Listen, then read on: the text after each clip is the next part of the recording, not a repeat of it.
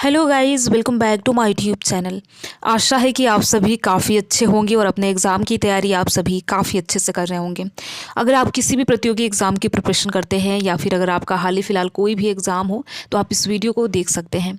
आज की इस वीडियो में 15 दिसंबर 2025 के दिन का जो भी इंपॉर्टेंट करंट अफेयर्स है, जहाँ से एग्ज़ाम में प्रश्न पूछे जाने की संभावनाएँ बनती हैं, उन प्रश्नों को आज की इस वीडियो में कवर करेंगे।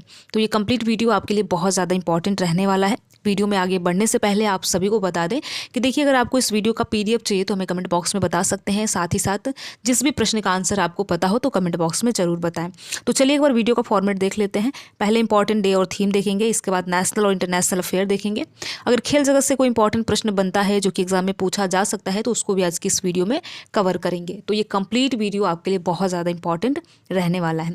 पहला प्रश्न है, अंतर्राष्ट्रीय चाय दिवस कब मनाया जाता है? इस प्रश्न में आपको बताना है कि अंतर्राष्ट्रीय चाय दिवस कब मनाया जाता है। ए ऑप्शन है 5 दिसंबर, बी ऑप्शन है 14 दिसंबर, सी ऑप्शन है 15 दिसंबर, डी ऑप्शन है इनमें से कोई नहीं। तो आपको याद रखना है कि अंतर्राष्ट्रीय चाय दिवस प्रत्येक 15 दिसंबर को मनाया जाता है, यानी कि आज ही के दिन चाय दिवस यानी अंतर्राष्ट्रीय चाय दिवस मनाया जाता है और दुनिया भर में चाय के महत्व के बारे में जागरूकता फैलाने के लिए अंतर्राष्ट्रीय चाय दिवस मनाया जाता है। सी ऑप्शन करेक्ट है। चलिए आगे बढ़ते हैं। अगला प्रश्न है, भारत और मलेशिया के बीच एक संयुक्त सैन्य अभ्यास हरिमाऊ शक्ति 2025 भारत के किस स्थान पर आयोजित किया गया? ये प्रश्न इंपॉर्टेंट है, आपको यहाँ पर बताना है हरिमाऊ शक्ति 2025 सैन्य अभ्यास के बारे में कि ये जो सैन्य अभ्यास है हरिमाऊ शक्ति 2025 भारत और मलेशिया के बीच हुआ है तो किस स्थान पर इसका आयोजन किया गया है? पहला ऑप्शन है Pokhran field firing range Rajasthan, B option है Mahajan field firing range Rajasthan, C option है Babina field firing range Uttar Pradesh, D option है देवलाली ट्रेनिंग एरिया महाराष्ट्र।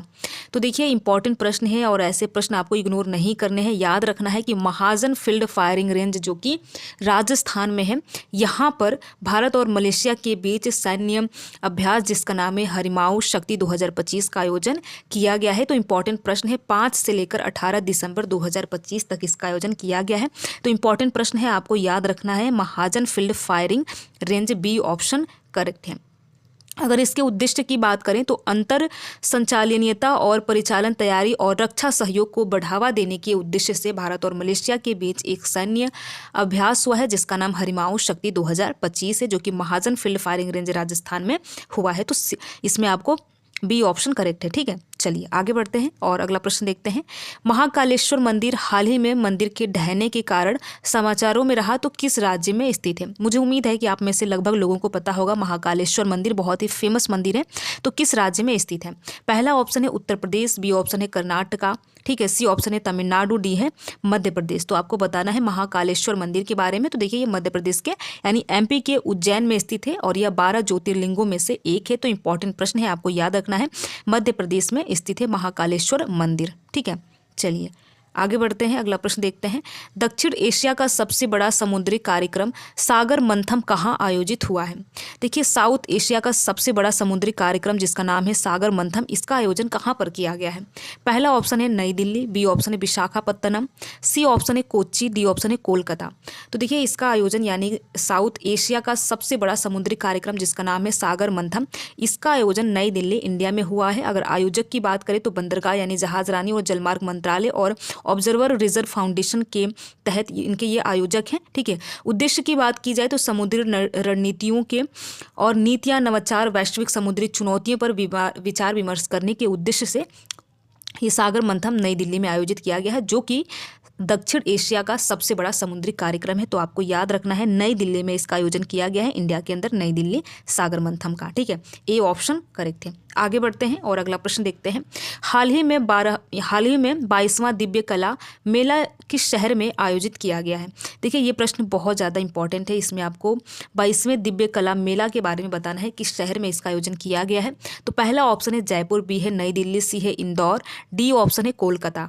तो देखिए इंडिया गेट नई दिल्ली में इसका आयोजन किया गया है। अगर हम डेट की बात करें तो 12 से लेकर 22 दिसंबर 2024 में इसका आयोजन हुआ है। तो देखिए ऐसा नहीं है कि एक साल के बाद का आपसे करंट अफेयर्स नहीं पूछा जाएगा। एग्जाम में आपने देखा होगा प्रीवियस ईयर का, तो एक साल का लगभग आपसे करंट अफेयर्स पूछा जाता है। तो आप इसी दृष्टि से अपने एग्जाम की प्रिपरेशन करेंगे और पढ़ेंगे। ठीक है, तो 22वां दिव्य कला मेला जो है ये नई दिल्ली में इसका आयोजन किया गया है, बी ऑप्शन करेक्ट है। 12 से लेकर 22 दिसंबर 2024 में इसका आयोजन हुआ है। अगर हम आयोजक की बात करें तो केंद्रीय सामाजिक न्याय और अधिकारिता मंत्रालय के तहत दिव्यांगजन सशक्तिकरण विभाग के द्वारा मनाया गया है, ठीक है, आयोजक किया गया है। अगर विशिष्टता की बात की जाए तो इसमें देश भर के दिव्यांग कारीगरों और उद्यमों ने अपने हस्तशिल्प कलाकृतियों और सांस्कृतिक विविधता का यहाँ पर प्रदर्शन किया है। तो इंपॉर्टेंट प्रश्न है, आपको याद रखना है। 22वां दिव्य कला मेला का आयोजन नई दिल्ली में इंडिया गेट में आयोजित किया गया है, बी ऑप्शन करेक्ट है, ठीक है। चलिए आगे बढ़ते हैं और अगला प्रश्न देखते हैं। अगला प्रश्न है, फरवरी 2025 में किस राज्य सरकार ने क्लीन मोबिलिटी पॉलिसी 2025-30 लॉन्च की है? इसमें आपको क्लीन मोबिलिटी पॉलिसी के बारे में बताना है, किस राज्य सरकार ने लॉन्च की है। पहला ऑप्शन है उत्तर प्रदेश, बी है महाराष्ट्र, सी है कर्नाटक, डी है ओडिशा। तो ये जो नीति है ये कर्नाटक सरकार की है, तो आपको याद रखना है कर्नाटक सरकार ने इस नीति को यानी कि इस पॉलिसी को लॉन्च किया है। अगर लक्ष्य की बात की जाए तो इस नीति का उद्देश्य स्वच्छ गतिशीलता, शून्य श्रृंखला में भारी निवेश को बढ़ावा देना और रोजगार सृजन करना इसका मुख्य उद्देश्य है। और इसी उद्देश्य से फरवरी 2025 में क्लीन मोबिलिटी पॉलिसी को लॉन्च किया है कर्नाटक सरकार ने। तो सी ऑप्शन करेक्ट है, आप याद रखेंगे। चलिए अगला प्रश्न देखते हैं। करंजा सिंचाई परियोजना किस राज्य में स्थित है? इसमें आपको करंजा सिंचाई परियोजना के बारे में बताना है कि किस राज्य में स्थित है। पहला ऑप्शन है आंध्र प्रदेश, बी है केरल, सी है कर्नाटक, डी है महाराष्ट्र। तो करंजा सिंचाई परियोजना जो है ये कर्नाटक राज्य में स्थित है। अगर नदी की बात की जाए तो करंजा नदी है।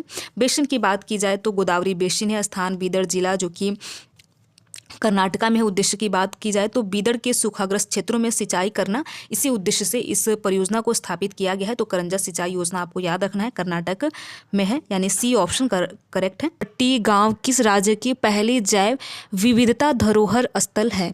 इस प्रश्न में आपको बताना है अरिटपट्टी गांव के बारे में कि किस राज्य की पहली जैव विविधता धरोहर स्थल है। पहला ऑप्शन है तमिलनाडु, बी है केरल, सी है महाराष्ट्र, डी है कर्नाटक।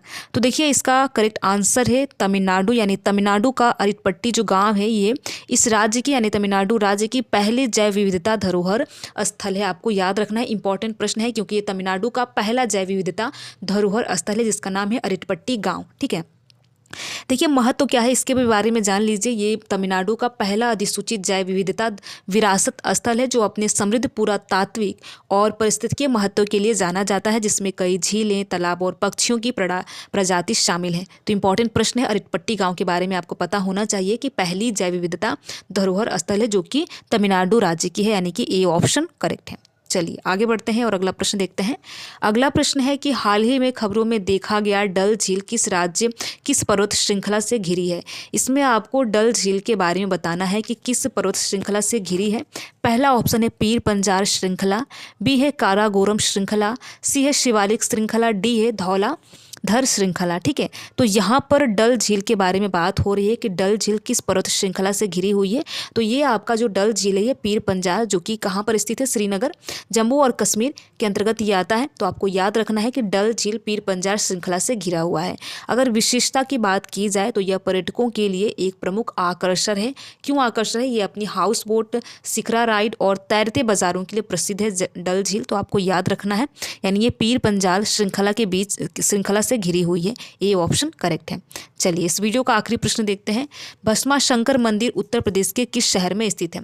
भस्मा शंकर मंदिर के बारे में बताना है कि भस्मा शंकर मंदिर किस उत्तर प्रदेश के किस शहर में स्थित है। पहला है पीलीभीत, बी है सहारनपुर, सी है संभल, डी है सीतापुर। तो भस्मा शंकर मंदिर जो है ये उत्तर प्रदेश के संभल जिले में स्थित है। आपको याद रखना है संभल जिले में स्थित है, सी ऑप्शन करेक्ट है। और देखिए ये खबर में क्यों रहा, क्योंकि 46 साल के बाद इसे दोबारा खोला गया है, यानी दिसंबर 2024 में 46 वर्षों के बाद इसे दोबारा खोला गया, इसलिए काफ़ी न्यूज़ में रहा है भस्मा शंकर मंदिर। तो उत्तर प्रदेश के ये संभल जिले में स्थित है, यानी कि सी ऑप्शन करेक्ट है। तो देखिए इस प्रकार कुल मिलाकर हमने 10 मोस्ट इंपॉर्टेंट प्रश्न देखा और यहाँ से एग्जाम में प्रश्न पूछे जाने की भी संभावनाएं बनती हैं। तो अगर आपका हाल ही फिलहाल कोई भी एग्जाम हो तो आप करंट अफेयर्स के लिए इस वीडियो को देख सकते हैं। वीडियो में लास्ट तक बने रहने के लिए आप सभी का बहुत बहुत धन्यवाद। अगर आपको ये वीडियो अच्छा लगा हो तो वीडियो को आप लाइक कर सकते हैं और लाइक करने के साथ साथ अपने यार दोस्त मित्र को भी शेयर कर सकते हैं। Thank you.